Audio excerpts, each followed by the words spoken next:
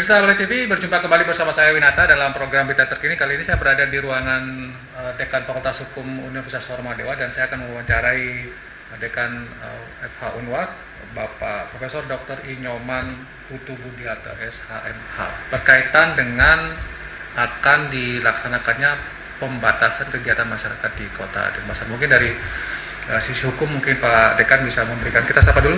Om Swastiastu, Pak Prof. Swastiastu. Ya, Pagi ya. Besok ini katanya akan diterapkan nih Perwali berkaitan dengan pembatasan kegiatan masyarakat untuk penanggulangan atau mencegah penularan COVID-19 di Denpasar. Nah, dari kajian hukum atau mungkin dari pandangan Pak Dekan, apa yang bisa disampaikan tentang akan diterapkannya PKM di Denpasar? Silakan. Baik, terima kasih sekali lagi. Om Swastiastu. Selamat pagi. Pemirsa Bali TV yang saya hormati dimanapun berada. Saya mencoba untuk memberikan penjelasan ataupun memberikan komentar tentang Perwali 32 2020 yang diundangkan besok tanggal 15 Mei 2020. Tentu Perwali ini dimaksudkan diundangkannya besok berarti efektif berlaku secara umum mulai besok tanggal 15 Mei 2020. Nah, dilihat dari segi hukum pemberlakuan ini memang ada dua tahapan ya. Kalau tidak salah ya 2 minggu pertama, lalu kemudian dilanjutkan sampai 2 minggu berikutnya sehingga mencapai terakhir itu 1 bulan berakhir tanggal 14 Juni 2020. Nah, barangkali waktu ini ditentukan oleh pemerintah kota ya dalam kerangka untuk mengacu juga informasi dari penanganan COVID di pemerintah pusat bahwa diduga atau diperkirakan pada bulan Juni nanti ini sudah mulai mereda. Mudah-mudahan kita semua berdoa supaya COVID ini segera berakhir dan betul-betul bulan Juni, setidaknya bulan Juni akhir ini sudah mulai normal lagi kehidupan kita. Nah, mudah-mudahan semua masyarakat di Bali khususnya ini senantiasa diberi kesehatan ya. Walaupun ada beberapa rekan atau kawan kita yang terkena musibah ini, tentu kita wajib doakan agar cepat mengalami kesembuhan, apalagi Bali yang oleh Pak Gubernur kemarin saya dengar sudah di televisi sudah baik ya, dipandang oleh Presiden bahwa Bali memiliki posisi teratas dalam langkah penanganan COVID sehingga tingkat kesembuhannya nomor 1 di Indonesia. Nah, sehubungan dengan itu nampaknya Wali Kota Denpasar ini saya mengapresiasi barangkali ikut berpartisipasi tentu sebagai pemerintah mempercepat bagaimana kebijakan pemerintah pusat dan provinsi yang sudah kelihatan bahwa penanggulangan atau penanganannya itu kesembuhannya adalah nomor 1.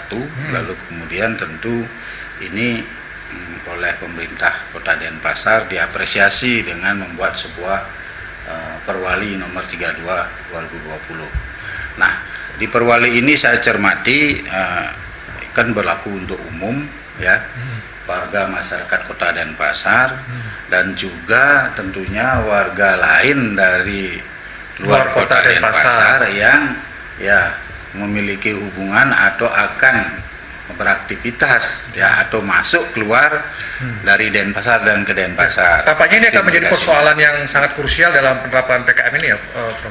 Barangkali di satu sisi bisa iya ya, dan di sisi lain bisa juga tidak.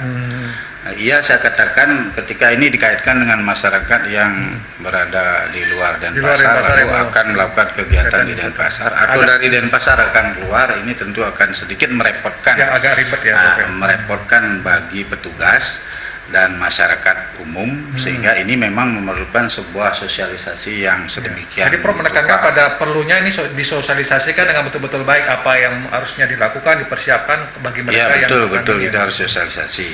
Nah, lalu kemudian yang kedua saya katakan tidak terlalu ribet itu kalau hanya bagi orang Denpasar Artinya tetap berada di Denpasar dalam Tidak keluar satu ya. bulan, tetapi mengikuti pembatasan-pembatasan yang sesuai dengan perwali tadi, Ya. gitu.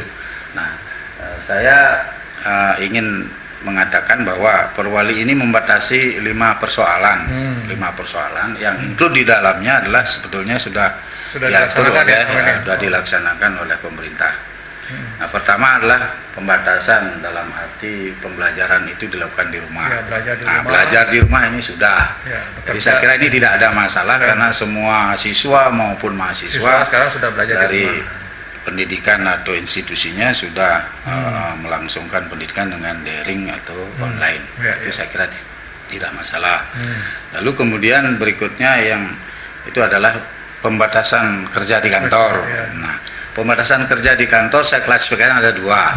Ada di kantor pemerintahan, Ada di ya, swasta. atau semi pemerintahan atau milik negara. Ini saya kira tidak akan menjadi masalah karena itu otonomi digerakkan oleh pemerintah. Pemerintah ya.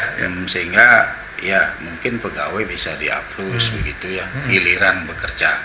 Nah, kalau di swasta ini yang profit oriented, ini kebanyakan profit oriented, ini Ya, memang ketika produktivitasnya ini dirasakan harus digenjot begitu. Kalaupun secara umum dalam situasi Covid ini kan sebetulnya semua perusahaan terdampak, artinya produktivitasnya menurun Turun, ya, dan betul. menurun, Ya, sehingga pengurangan pegawai maksud saya bisa ada dirumahkan, bisa ada, mudah-mudahan dia ada di PHK, pasti ada itu di PHK.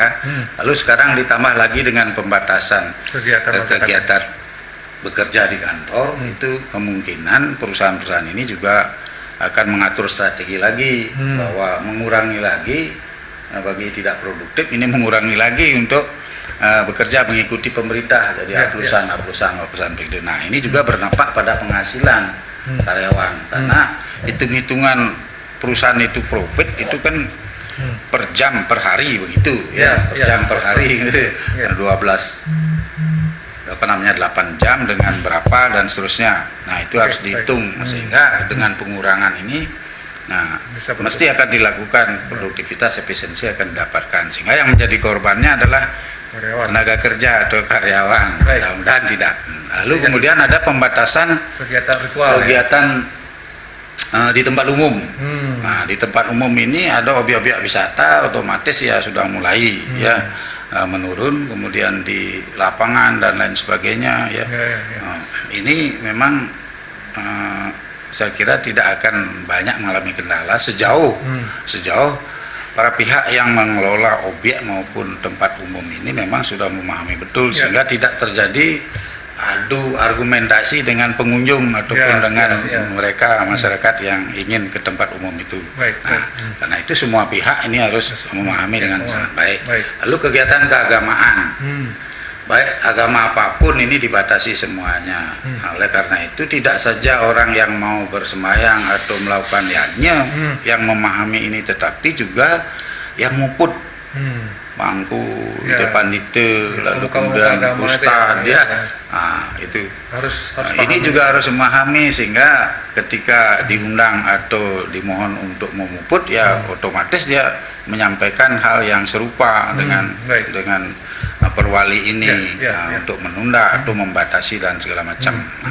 Itu. Nah, kalau itu tidak dipahami memang akan menimbulkan persoalan, sama halnya dengan contoh di Buleleng di Sudaji ya, pengabaian massal itu sehingga menjadi persoalan pidana kan gitu. Nah, berikutnya adalah pembatasan terhadap transportasi dan mobilitas. Nah, ini yang memang agak rentan. Nah, rentannya gimana? Di satu sisi kalau mengacu ke ketentuan yang lebih tinggi, maksudnya Menteri Perhubungan yang membebaskan atau memberikan ruang kepada angkutan umum ya, transportasi tetap jalan. Ini tentu dimaksudkan agar kebutuhan logistik, ekonomi masyarakat juga supaya jalan ya. Di sisi lain tanpa mengabaikan persoalan penyakit ini COVID-19. Oleh karena itu muatan-muatan barang ya saya kira itu memang harus diberikan lewat di jalan umum atau ke tempat di mana katakanlah ke Denpasar ya diberikan. Lalu kemudian ini saya kira tidak menjadi persoalan. Tapi yang menjadi persoalan adalah angkutan umum yang menumpang atau membawa penumpang. Angkutan orang ya, ini yang jadi persoalan. Nah, itu mungkin perlu di stressing lagi oleh Pemkot supaya bisa sosialisasi, kemudian angkutan barang ini bagaimana supaya diantisipasi tidak terjadi kemacetan misalnya, Prof. Ya. Ini dijaganya dengan ya betul. Kalau tidak salah Pemkot itu sudah membagi posko-posko yang ada, kalau salah ada 26 ada sekian titik, ada 26 titik dengan pusatnya itu di rumahnya. Ya. Lalu kemudian tentu mereka sudah dibekali SOP masing-masing, bagaimana angkutan barang, bagaimana angkutan umum. Di angkutan umum ini atau orang perorangan pribadi ini kan lalu lalang terlalu banyak di Indonesia atau di Denpasar ini, sehingga di situ oleh Pemda dipersyaratkan di pedoman teknis dalam penakan PKM ini kan ada bahwa apa yang harus dipersiapkan oleh orang perorangan itu, apa yang harus dipersiapkan oleh kantoran atau perusahaan, apa juga yang dipersiapkan di tempat umum dan lain-lain seterusnya, itu sudah ada semuanya. Harus itu diperhatikan, Prof. Diperhatikan. Baik. Karena ini waktunya terbatas, Prof. Jadi mungkin ada yang di-stressing lagi apa yang PKM ini dari tadi sosialisasi, persiapan. Apalagi yang mungkin yang paling penting? Ya, yang paling penting dari sisi hukum ini sanksi ya. Perwali ini memang harus mengisi sanksi sehingga bisa berjalan efektif. Kalau perwali tidak berisi sanksi, namanya macan ompong, semua akan melanggar. Nah, sanksinya saya lihat itu ada sanksi administrasi, ditujukan kepada satu subjek hukumnya, itu satu mengenai perusahaan atau kantor. Jadi pimpinan daripada kegiatan usaha atau kantor itu yang disasar. Yang kedua mengenai orang, jadi masyarakat umum, orang perseorangan ini dikenakan.